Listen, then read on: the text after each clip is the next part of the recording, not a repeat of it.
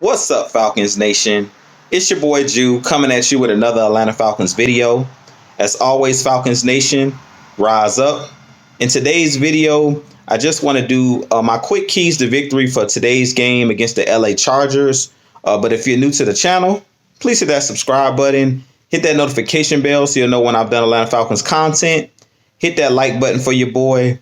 I do appreciate you guys continuing to tune into the channel. I appreciate each and every one of you guys for continuing to share out my content. If you would like to follow me on Twitter, you can follow me at Jew Talk Sports. But with that being said, let's jump right into the video. So like I was stating, I want to give you guys my keys to victory for today's game against the LA Chargers. The Falcons are in LA today, and we will take on the Chargers at 4:25 Eastern time. I believe this is our first 4:25 game of the season. It seemed like we've had all 1 o'clock games and we had like one Thursday night game. So this is going to be our first evening game of the season. So we're out west for the first time this season as well. So we're going to see how our team goes out there and responds. But first, I want to talk about the injuries and players that's not going to play in today's game. And then I'm going to jump right into my keys to victory. So first, Julio Jones, a star wide receiver for Atlanta Falcons, will not play today due to the hamstring injury he's been battling all season, and which could be huge for our team. Also, Caleb McGarry, he had some type of, something personal that is going on with Caleb McGarry. I don't know exactly what it is because the team said he's not going to play due to personal reasons. They did disclose what actually happened. So prayers up definitely for Caleb McGarry, whatever he's going through or whatever's going on off the field. I hope that, it gets rectified, and I hope that all is well with him and his family. But he will not play today as well at that right tackle position. And also, Ricardo Allen, free safety for Atlanta Falcons, is out with the concussion. He actually had a concussion last week, so he's still in concussion protocol. So he's another player that's not going to actually play today. So we have a lot of key injuries in this game, a lot of top name players that's not going to be out there. Todd Gurley is actually going to play today. This will be his first time playing in LA since he was released last offseason by the LA Rams. And if you don't know, the LA Rams and the LA Chargers play in the same stadium, SoFi Stadium. So this will be his first time actually playing in the new stadium that the Rams built last offseason. So I'm expecting big things from Todd Gurley being back out west, kind of in familiar territory where he used to play with the LA Rams. He's back out west in California. So hopefully he can have a vintage Todd Gurley type game today. I am expecting him to, be ready to play. And I am expecting him to have a big game today. I also want to just jump right into my keys to victory for the Atlanta Falcons defeating the Chargers today. So my first key to victory is going to be controlling the offensive line, controlling the defensive line of the LA Chargers. The Chargers do have Joey Bosa, and he is one of those guys that is very disruptive. I always get him and his brother mixed up, Joey Bosa and Nick Bosa, the one that plays for the 49ers. So if I mix their names up, I believe it's Joey Bosa that is the one that actually plays for the Chargers. But both of those guys are very good pass rushers. Both played at Ohio State in college, and both of those guys have really dominated since they've been in the league. So we definitely going to have our hands full without Caleb McGarry playing that right tackle position. Bosa lining up in front of either Matt Gono or John Wetzel. They haven't said which guy's going to play. I really believe it's going to be Matt Gono. And we're going to see how it pans out. Personally, I think they should play Matt Gono. He's shown, I think it was early in the season that he actually played in one of the games when Matt Gono actually got in. He pretty much showed that he's a pretty good offensive lineman. So I do think that Matt Gono, if he plays, he can hold his own against Bosa. But Bosa is one of the better pass rushers in the game. He did get a huge extension from the LA Chargers before this season started. During the training camp, he did get the bag. He got a huge contract. So Joey Bosa is one of those guys that definitely can get after the passer and that's going to definitely be one of my keys to victory, or my first key to victory is whoever's lining up over him at right tackle. They're going to need help. Whoever's the running back and the fullbacks and tight ends, chip this guy on your way out for a pass. Chip this guy and give whoever the right tackle is help, because Bosa is one of those guys that even if Caleb McGarry was playing, I think you would still need to chip him. He's one of those guys that could be a game wrecker. My second key to victory in this game is Russell Gage. I think Russell Gage is the key to this game, actually. I do think that Russell Gage is going to have a big game. I actually have Russell Gage in my fantasy league, and he's done pretty well this season. But if you look at last game against the Saints, Matt Ryan looked Russell Gage way a number of times in crucial possessions. He had a nice touchdown.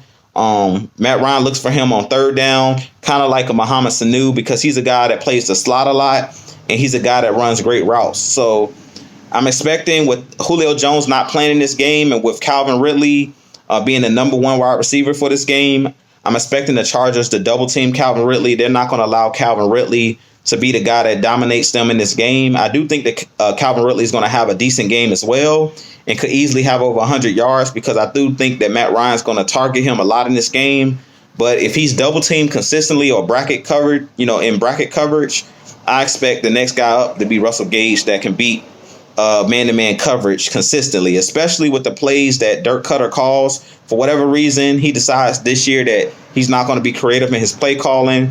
He's going to do all these long, drawn-out plays, and he's not going to draw up plays for Hayden Hurst, who really should be the X factor, because Hayden Hurst in a lot of these games this year, I feel like if we would have featured Hayden Hurst more this season, I do believe he could have been one of the guys that could have been a Pro Bowler this year. But for whatever reason, Dirk Cutter hasn't used Hayden Hurst to the best of his ability. He hasn't put Hayden Hurst in the best positions to succeed.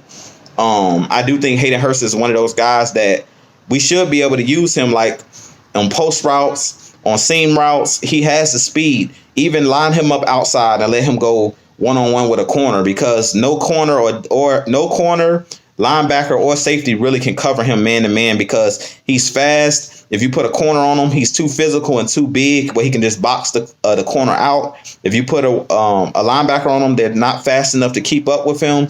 And if you put a safety on him, 9 times out of 10, they're not as athletic. They're not big enough, or they're not quick enough to keep up with a Hayden Hurst. But for whatever reason, Dirk Cutter just hasn't learned how to use Hayden Hurst. So my X factor in this game is going to be Russell Gage. I could easily see Russell Gage having 2 touchdowns in this game, especially in the red zone. He's one of those guys that, like I said, he's on the inside. He does a lot of those inside routes, in and out routes, a lot of option routes.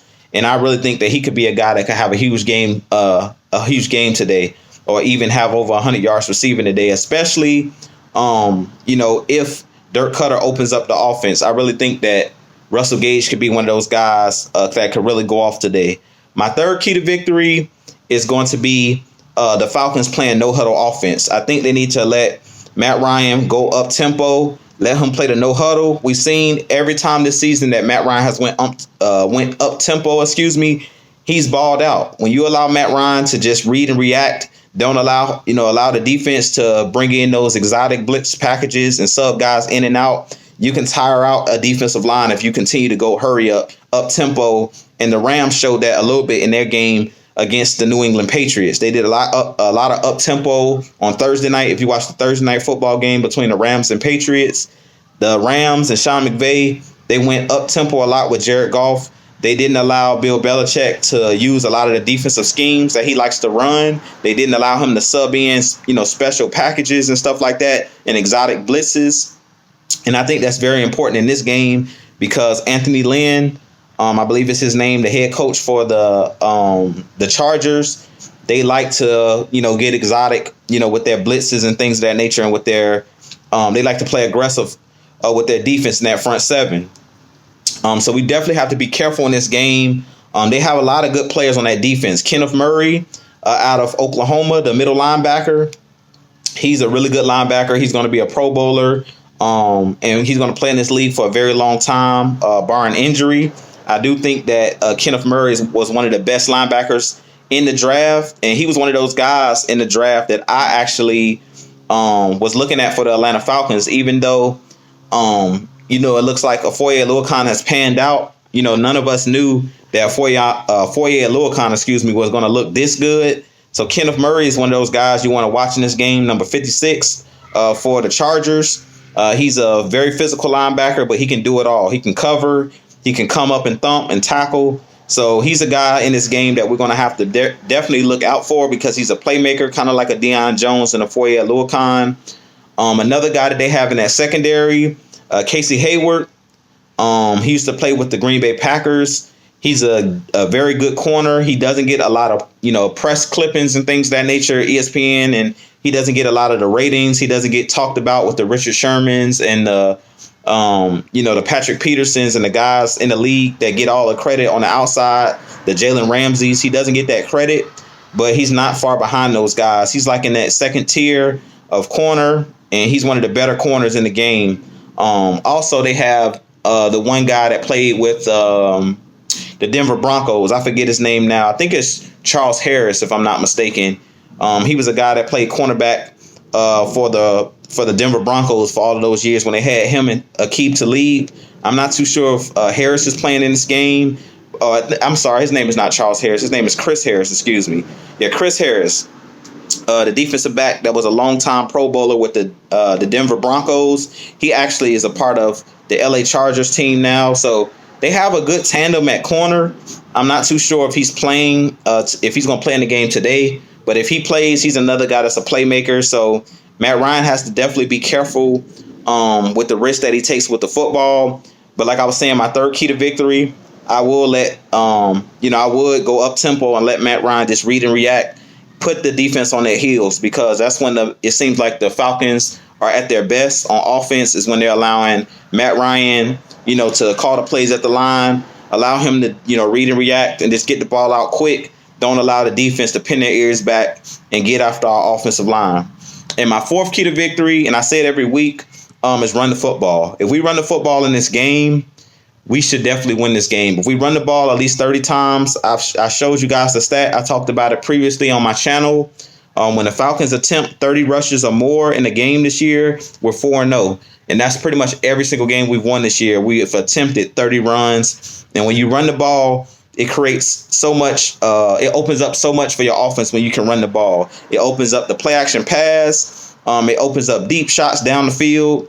And you also are able to control the clock, control the time of possession, keep your defense on the sideline where they're not playing a bunch of snaps. And it allows you to continue to keep their offense off the field, because Justin Herbert, the young quarterback for the LA Chargers, is a guy that I really think is going to be a star in this league. He actually is the guy that I thought in the draft that was going to be the best quarterback out of this last draft class. I think he's better than Joe Burrow out of LSU. I really think that Justin Herbert and Joe Burrow are the two best quarterbacks that came out of this past year's draft. But personally, I came out with the bold prediction that I think Justin Herbert is going to be at the end of the day, once their careers are all said and done, I really think that Justin Herbert is going to have the better career out of him and Joe Burrow. I just like what Justin Herbert can do as far as his accuracy, the way that he throws the football down the field. He's a very smart quarterback, and he's also can run. He's a very athletic quarterback. He's sneaky athletic. At Oregon, they really didn't open it up a whole lot for him until his senior season. But in his senior year, he really showed that he was a special quarterback. And he had that ability where he could throw the ball, all over the field. And he has the ability also to run, which is a part of the new NFL. Having a quarterback that can be multifaceted is a huge part of the current NFL. If you look at a lot of these teams and a lot of these offenses, they're going towards a college style, more college style, open offense, spread offense. And that's something that Justin Herbert excels at. But with that being said, I just have one more key to victory, which is my fifth key to victory. And the fifth key to victory is, of course, the defense causing turnovers. If the defense can get some turnovers in this game, that's also going to be key.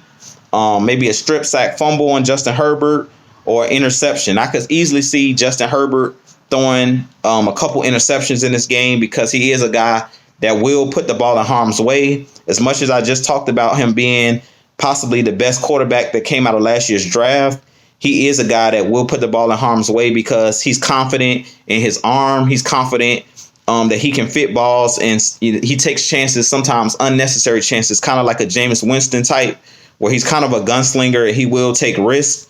And that's just also a part of being a young quarterback, is when you're a young quarterback, you're going to make mistakes. You haven't seen every defense. You haven't seen all of the defensive schemes and all of the exotic things that, defensive coordinators in the league try to confuse you with. So, even like a quarterback like a Peyton Manning, when he first came in, he struggled with the same type of things. If you go look up Peyton Manning's first year in the league as a rookie, he threw a ton of interceptions as well. So I could easily see in this game AJ Terrell having an interception. He got really close last week to having an interception against Taysom Hill. He just dropped it. So I really think in this game that Justin Herbert is going to trust his receivers like Keenan Allen on the outside, like Mike Williams, and he's going to give those guys chances to make plays on 50-50 balls, and that's going to give our guys a chance to come up with an interception. So if we come down with an interception or two in this game, force a fumble, Jacob Toy-Mariner, Steven Means, Marlon Davison, Grady Jarrett, all of those guys, Dante Fowler, this is y'all game to shine. Y'all really should be able to get after the Chargers. I don't believe the Chargers have a great offensive line, so we should be able to pin our ears back. If we can get out to a lead in this game, I really think that we can force the Chargers into some turnovers, because they're a team just like the Falcons that like to throw the ball around the yard. They don't like to run the football. So if they come out in that spread trying to throw the ball all around the field, if we can create pressure, that's going to be key. And I will place some man coverage, some zone coverage. I would try to confuse the kid, throw some different wrinkles at him. And, our secondary, for the most part, since Dan Quinn has left over the last half of this season, has played really well. You haven't heard Isaiah Oliver's name in a negative way in a bunch of weeks now. AJ Terrell has really came on. He did a good job last week of shadowing Mike Thomas. Even though Mike Thomas had a pretty good game, AJ Terrell was pretty much, in his hip pocket the whole game. He just made some tough catches, and that's what great players do. And the same thing in this game. I don't think that he's going to get the better of Keenan Allen, because Keenan Allen is one of the better wide receivers in the game too. One of the better route runners, has great hands and runs great routes as well. So AJ Terrell's going to definitely have his hands full. But I do think that the secondary has really come on really well. Keanu Neal is playing at a high level. But I forgot to talk about Rico Allen being missing on that back end. Could be trouble, could spell trouble for our team, because I'm not a huge fan of Sherrod Neesman. I don't think that he's a player that's, he's a below average safety to me. Personally, in this game, I would like to see some Isaiah Oliver at safety. You've heard Mad Mike talk about Isaiah Oliver being one of those guys that he thinks could possibly play the safety position. You've heard Jeff Ulbrich and Raheem Morris say that he has some traits where they think that he could possibly play some free safety or strong safety. Personally, I would like to see them throw him out there. I mean, what's the worst that can happen? At this point, we're 4-8. See what you have. I would definitely throw Isaiah Oliver out there and see what he can do at that free safety spot on certain downs, on third and longs and stuff like that. Also, I would see if we could mix it up a little bit and throw Jalen Hawkins in there. He's a guy early in the season that we drafted last season out of Cal. He played in a couple games early in the season in Green Bay. When we played Green Bay, he actually got in the game, and he made some plays, but then he went down with a concussion, and he was out for a number of weeks. But now I believe he's back. He's playing mainly special teams, but I think it's time to actually give him a go too. I'll play him.